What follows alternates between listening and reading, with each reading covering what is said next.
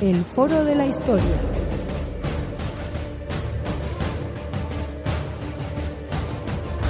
El pasado tiene mucho que contar.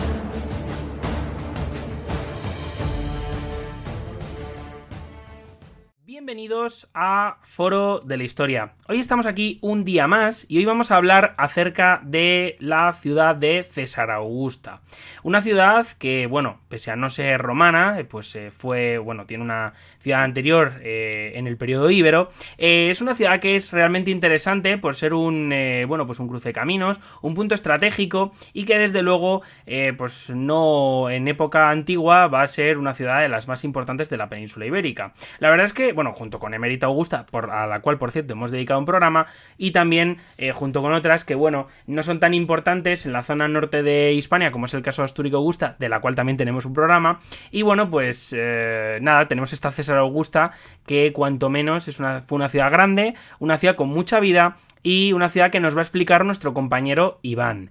La verdad que hacía mucho que no estabas por aquí, darte de nuevo la bienvenida, aunque es verdad que si queréis leer a Iván tenéis la página del foro con el perfil de nuestro colega Iván, que suele escribirnos artículos, reseñas y un montón de reflexiones sobre ciertos periodos históricos como la época medieval y la antigua. ¿Qué tal, Iván? Buenas tardes. Hola, buenas tardes, Javi. ¿Cómo está? ¿Cómo va todo? Pues va todo muy Pues, bien, muy contento de que estés aquí con nosotros otro día más. pues estupendo, pues estupendo. Pues sí, efectivamente, como decías, y vamos a hablar de la ciudad romana de César Augusta y bueno, de la ciudad que había anterior, Ibera. Y bueno, pues no sé, si quieres empezamos y empezamos con el tema.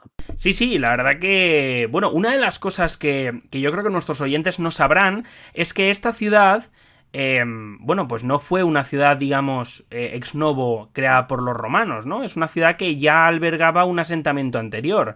No sé qué nos pudieras comentar sobre él, pero lo que está claro es que César Augusta, como ya he dicho antes, es un punto estratégico. Está cerca de un río el río Ebro, y... y y bueno, pues oye, la verdad que es bastante un punto desde luego neurálgico. Pues sí, a ver, la ciudad que teníamos antes, o que tenemos conocimiento de que estaba antes allí, es la ciudad de Salduye, ¿vale? Salduye era una ciudad de un pueblo íbero, que eran los sedetanos, y como muy bien dices, estaba, a orillas del Ebro, en una zona que es muy interesante, porque, a ver, el Ebro discurre de norte a sur, en una especie de diagonal, desde el noroeste al suroeste, y justo donde está la actual Zaragoza, viene el río Gallego por el norte y el Huerva por el sur. Entonces, claro, pues crea una encrucijada que a nivel de defensa del territorio es muy interesante porque tienes defensas naturales que son los ríos, más, bueno, pues todo el tema de las tierras fértiles que tienen alrededor estas zonas. Vale, de Salduye tenemos conocimiento ya en el siglo III antes de Cristo a nivel de registros arqueológicos, ¿vale? Sabemos que era un asentamiento íbero que estaría en el lado sur del Ebro, en la encrucijada, pues sería en la parte del Huerva que viene por el sur y el mismo Ebro, ¿vale? En la parte que está al sur. Y bueno, y que en el siglo I antes de Cristo ya supondría unas 12 hectáreas, no toda urbanizada, pero sí de tejido urbano, de área de influencia agrícola, de todo esto. Y vamos a ver, ¿qué sabemos de Salduye a nivel ya no arqueológico, sino a nivel histórico? La primera relación que puede que hubiese entre la ciudad ibera de Salduye y Roma se remonta al siglo III antes de Cristo, ¿vale? Después de la victoria romana sobre los rebeldes y lerguetas de los caudillos Dibil y Mandonio, Roma deja una serie de guarniciones por todas las ciudades de la zona, entre ellas también del Valle del Ebro, y no tenemos constancia exacta de que se dejara una guarnición romana aquí, pero claro, siendo una ciudad más o menos relevante a nivel regional, en una posición tan estratégica, pues podríamos suponer que sería una de estas ciudades destinatarias de guarniciones romanas, con lo que esto supone, con población latina que va a vivir allí, aunque sea en periodo militar, que consumen productos tanto autóctonos como romanos, que es posible que se relacionen con las élites, pero todo esto realmente es más o menos hipotético. ¿Vale? Aquí la relación real entre Salduye y Roma está en el siglo II antes de Cristo. ¿vale? Es un siglo en el que ya empieza a haber una relación de socios entre Roma y Salduye, en el cual, pues bueno, pues empezamos a ver muchos más contactos comerciales, nos aparecen monedas acuñadas en la misma ciudad y vemos que hay aristocracia indígena que participa en el ejército romano como jinetes auxiliares. Esta es una de las relaciones clásicas que tiene Roma con todos estos socios que va teniendo, ¿no? Todos estos territorios que vende y conquistarlos, los va asimilando poco a poco. De hecho, tenemos un bronce, una pieza, que es el bronce de Ascoli, que es de alrededor del 89 a.C., creo recordar, que es interesante porque documenta la participación de unos jinetes eh, de diferentes sitios, pero entre ellos de Salduye, que participan en una guerra en la península itálica y como recompensa se les da a estos jinetes, que serían nobles de la zona, la ciudadanía romana. Entonces, claro, aquí ya estamos viendo cómo poco a poco la cultura, la política, la legislación romana se va imponiendo en el territorio porque al fin y al cabo lo que está haciendo es asimilar sus élites a su forma de civilización. Quiero decir, les da la ciudadanía romana.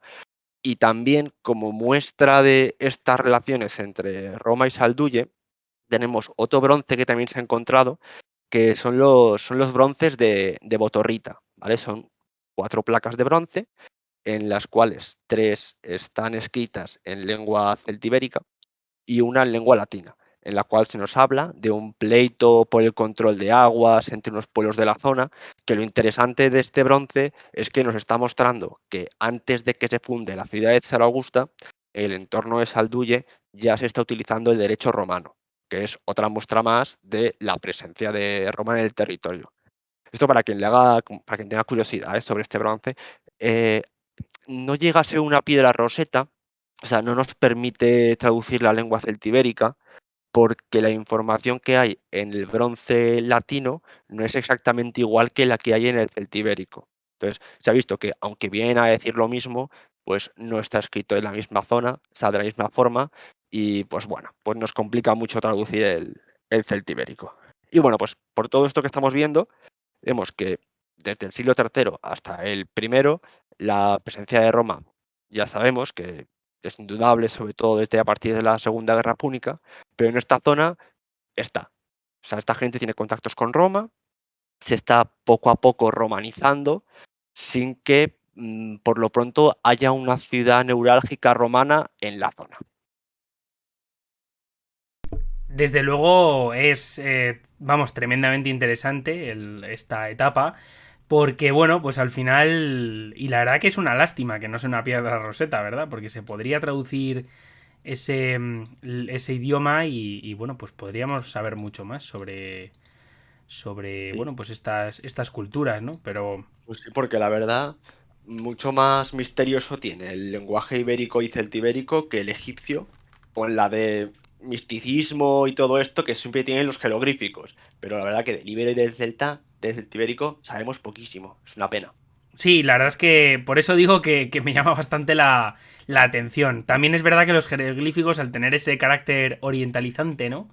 Claro. Siempre le dan, bueno, como no son de aquí, me refiero, si tuviéramos jeroglíficos bueno, no sé, en Cuenca, por ejemplo, sería fantástico, pero como no es el caso y digamos Egipto está bastante lejos, pues al final siempre tiene ese gustillo, ¿no? Para el turista, y por supuesto también para los estudiantes que lo que quieren es, bueno, pues digamos salir de nuestra cultura o digamos que no les llama tanto la atención nuestros orígenes e ir a estudiar o a aprender sobre, pues eso, Egipto, ¿no? Una de los puntos más importantes de la civilización antigua. Y bueno, la verdad que me gustaría también un poco que nos hablaras acerca de la fundación romana, porque hemos hablado de la ciudad anterior, pero desde luego, digamos, ¿qué fecha exacta, digamos, es la de la fundación romana? Pues a ver, siempre se usa y se ha usado y posiblemente se vaya a utilizar como la fecha en la cual se funda la ciudad, el 14 antes de Cristo. ¿Vale? Sí que es verdad que, bueno, depende del arqueólogo, el autor en concreto, te ponen en duda esta fecha y te dicen que podría ser un poquito antes, un poquito después. Las horquillas que más o menos se utilizan son entre el 25 antes de Cristo y el 12 antes de Cristo. Pero bueno, como siempre se ha tratado el 14 y parece que es la tesis que más fuerza tiene, pues vamos a hablar del 14 antes de Cristo, cogiéndolo con pinzas, ¿vale? ¿Qué es lo que está pasando? A ver, en esta época, en torno al 20 y al 10 antes de Cristo, se están acabando y acaban las guerras en Hispania, ¿vale? Esta guerra del norte contra los cántabros, los astures y, y bueno, desde el gobierno de Augusto se propone y se realiza una, una reforma administrativa de Hispania. Dentro de esta reforma, pues empieza a crearse ciudades. De hecho, creo recordar que Medita Augusta está bastante relacionada con esto. Y Augusto manda fundar una ciudad en el Ebro a 3 legiones. A 3 legiones que pues, se vieron en estas guerras, que son la cuarta legión macedónica, la sexta Victris y la décima Gemina. ¿Vale?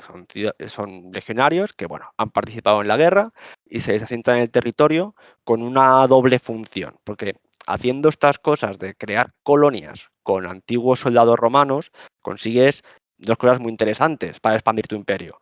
La primera está en que asientas población romana en la zona. Y la segunda es que esta población romana que asientas son militares, aunque estén jubilados, vienen del ejército. Si pasa cualquier cosa, esta gente sabe defenderse.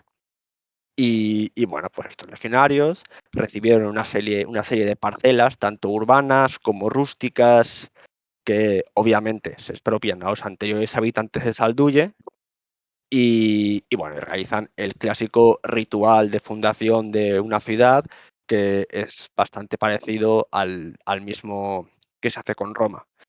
Es interesante porque la colonia Caesar Augusta es la única ciudad que tiene el nombre completo del emperador. Eh, bueno, o sea, como poco es curioso, ¿no? No es que fuera una ciudad que especialmente a él le gustara o tuviera una especial importancia, pero bueno, de hecho, ni la fundó él, la mandó fundar al general Agripa y acabó siendo una ciudad relevante, pero es lo que decías al principio. No estamos hablando de la Gran Tarraco o de Hispalis o de Medita Augusta. Es una ciudad importante a nivel regional. De hecho, era la cabecera de una unidad administrativa que es el convento jurídico.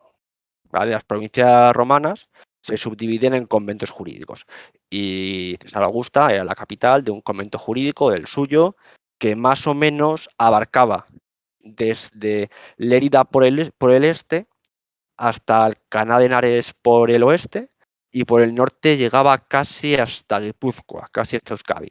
Entonces, bueno, es una zona que puede recordar más o menos a lo que hoy sería Aragón, pero con un poquito más por Navarra, un poquito más por el sur, por la zona de Guadalajara. Bueno, pues una zona de influencia más o menos considerable. Porque recordemos eso, que es una ciudad importante, pero tampoco es una cabecera provincial. Entonces, pues, simplemente.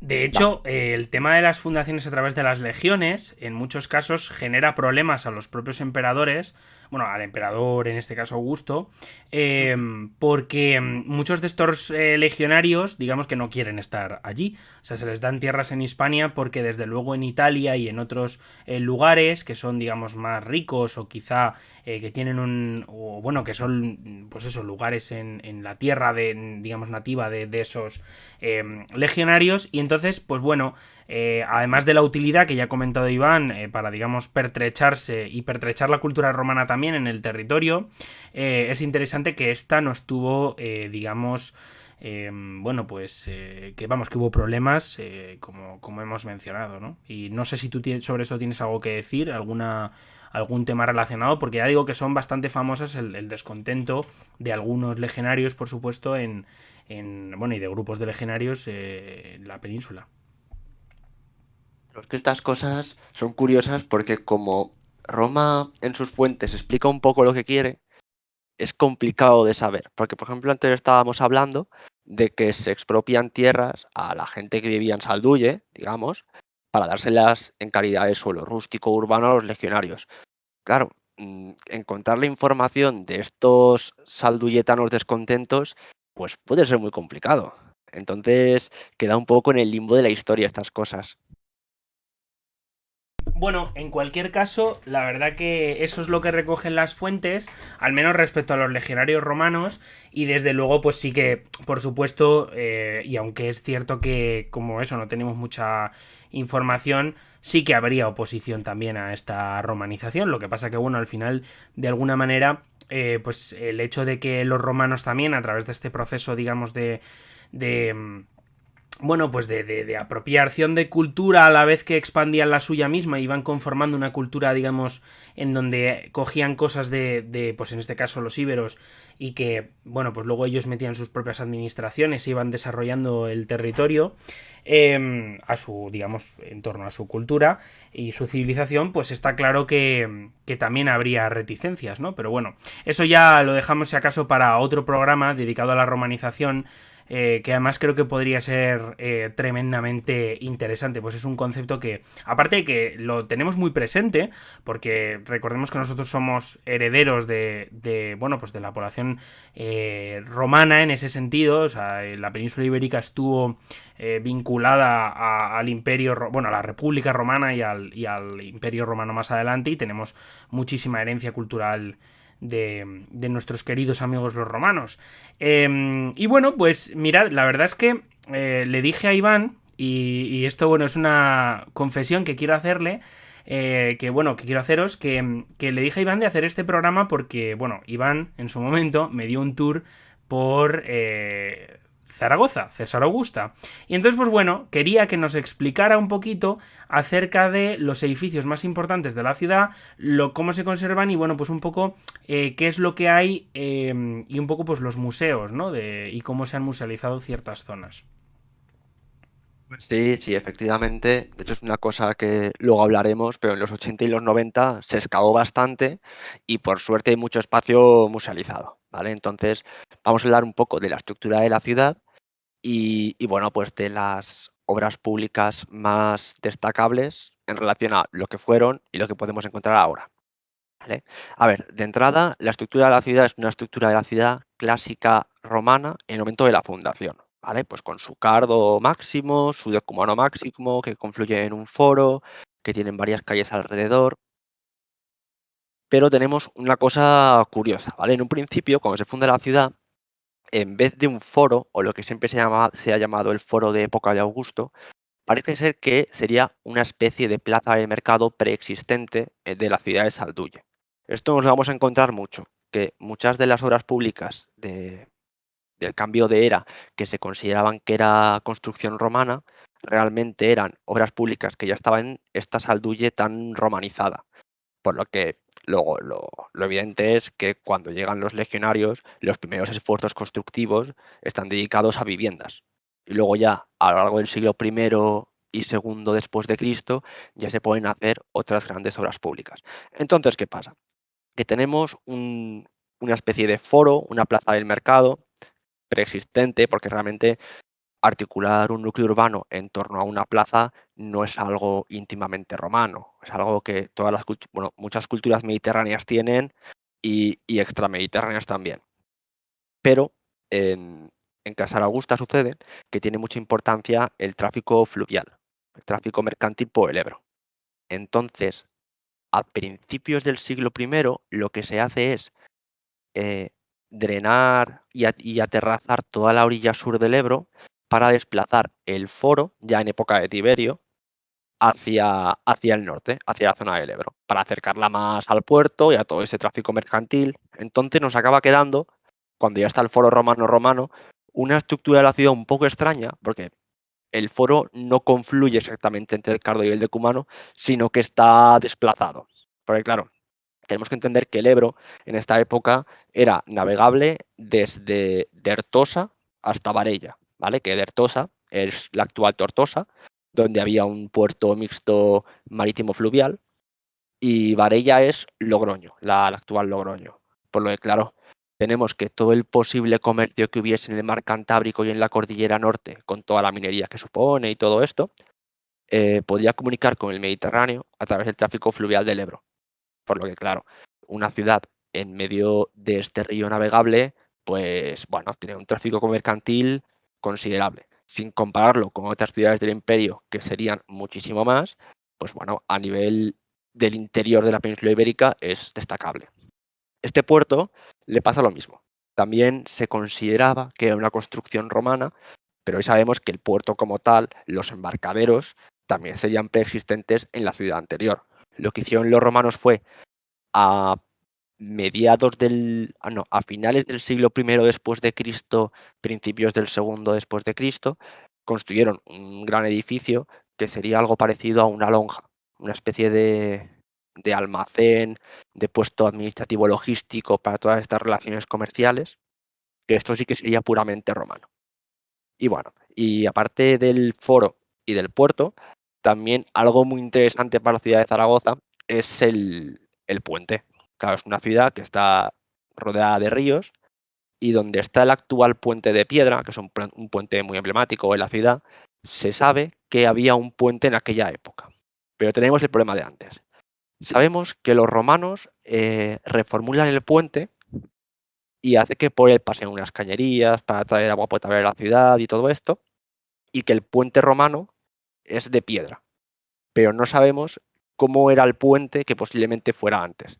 Esto no tiene mucha más relevancia, pero bueno, esto a nivel de los arqueólogos sí que es un tema de debate, porque algunos dicen que posiblemente hubiera algún tipo de puente de arquitectura indígena de madera, otros dicen que el hecho de que los romanos digan que el suyo es de piedra no inhabilita que el anterior fuese de piedra. Es más, sin más, ¿sabéis? Son debates arqueológicos que simplemente los comento para que, bueno, para que sepáis que estas cosas que parecen tan así, tan triviales, pues bueno, se acaban debatiendo. Vale. Aparte de esto, también, pues como buen foro, tenemos basílica, tenemos curia, tenemos templos, y quiero destacar el teatro, que el teatro en sí no está en el foro, también es visitable hoy en día, y es uno de los teatros más grandes de Hispania, ¿vale? Tenía una superficie de alrededor de 7.000 metros cuadrados, que es una pasada, y una capacidad para 6.000 personas. Que igual 6.000 personas será demasiado, porque no sé qué estimación tendrían de población en aquella época, pero un teatro para 6.000 personas tiene pinta de estar algo más relacionado con propaganda, con que los indígenas de la zona viesen el enorme tamaño de los edificios que construyen los romanos, que no con una capacidad práctica. Entonces, bueno, simplemente es mencionarlo y pasaremos con el último de los grandes edificios públicos del que vamos a hablar hoy, que son las termas, ¿vale? En Casa Augusta había varias termas, no todas eran públicas, se han encontrado termas privadas en casas bueno, de la gente adinerada, pero tenemos un gran edificio que son las termas principales, de las cuales se conservan casi 10 metros de piscina de los posibles 17 que tendría, y luego pues lo clásico de las termas, su sala para hacer ejercicio, su biblioteca, sus diferentes salas con agua fría, agua caliente y agua templada. Entonces, básicamente, estos elementos que hemos hablado sería a nivel de edificios públicos que hemos conseguido documentar lo más destacable de la ciudad. Desde luego, vamos, nos damos cuenta de que sí, de que César Augusta era una ciudad tremendamente dinámica, ¿no? Y que, bueno, que debido a los edificios públicos, desde luego lo que tenemos claro es que es una ciudad con bastantes habitantes, para lo que digamos es la época, y con una economía, bueno, pues debido también, como hemos dicho 40 veces, pero es que esto hay que decirlo, que está en un sitio estratégico y por tanto pues siempre va a ser muy dinámica económicamente. Y bueno, eso es lo que nos demuestra, ¿no? Esa arqueología. Y bueno, háblanos un pelín acerca de los museos, ¿no? Que hay en torno a esta zona y qué es lo que recomendarías tú, ¿no? Para digamos, visitar y que, bueno, pues que se puedan hacer bueno, pues una idea sobre lo que es esta huella romana en la ciudad. Vale, pues a ver, la cosa está en que, bueno, esto como pasará en muchos municipios de España, en la década de los 80, con la llegada de las leyes de patrimonio y todo esto, bueno, pues empiezan a hacer excavaciones y se empiezan a excavar muchas ciudades. Entonces, en Zaragoza está lo mismo. En los 80 y los 90 se excava el subsuelo urbano, el casco histórico y se encuentran lo evidente que son los restos de la ciudad romana. Y bueno, pues en ese momento, ya sea por la directiva municipal o lo que sea, hubo suerte y muchos de estos espacios se decidieron musealizar y actualmente tenemos cuatro museos municipales que, sobre patrimonio romano. Tenemos, por ejemplo, el primero de todos es el Foro del que hemos hablado, que básicamente es una excavación debajo de la Plaza del Pilar, como si fuera una especie de parking para aparcar los coches subterráneos. Pues bueno, ahí están todos los cimientos del foro y, y los objetos encontrados, bueno, todo lo que nos podemos imaginar de un museo de sitio. Además de estos museos hay que decir que a mí me parecen muy interesantes por la perspectiva didáctica que se les ha querido dar. O sea, son museos que están muy enfocados a las familias, a los colegios, a enseñar 4 o 5 pinceladas de lo que es la sociedad romana, pero muy bien elegidas. Entonces, está muy bien más por esto que no por la riqueza de sus colecciones, ¿vale? Aparte del foro también tenemos un museo del puerto romano que trata este gran edificio que he dicho que teníamos, esta especie de lonja, lo mismo también un subterráneo para poder acceder a los cimientos que se conservan. Las termas le pasa 3/4 de lo mismo. Y finalmente tenemos el teatro, que del teatro sí que se conserva la estructura alzada, porque al teatro le pasa una cosa muy interesante, que es que cuando durante el siglo cuarto, quinto se deja de utilizar el teatro, porque bueno, a la ciudad llega el cristianismo y entonces las representaciones paganas empiezan a perder importancia y todo esto, se empieza a utilizar las piedras del teatro para construir otras edificaciones, pero en los restos del cimentaje que queda del teatro se empiezan a construir viviendas, creando una especie de barrio con una forma muy curiosa alrededor de lo que serían las gradas, que se mantendría, pues bueno, en época visigoda, musulmana, mudéjar y todo esto. Entonces, pues por lo que sea, nos queda todo el cimentaje del teatro y allí se habla tanto del teatro como de esta historia del edificio que os he contado.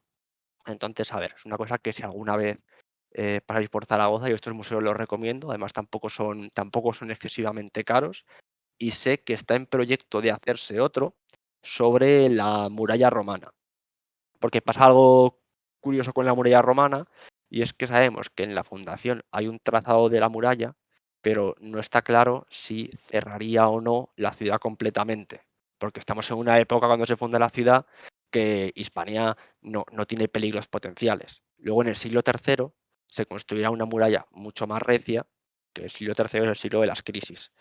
Y bueno, y esto hará precisamente que cuando cae el Imperio Romano o cuando está a punto de caer, ciudades como Caesar Augusta o Barcino o Barcelona ganen mucho más importancia respecto a Tarraco, porque Tarraco es una ciudad enorme, muy complicada de defender.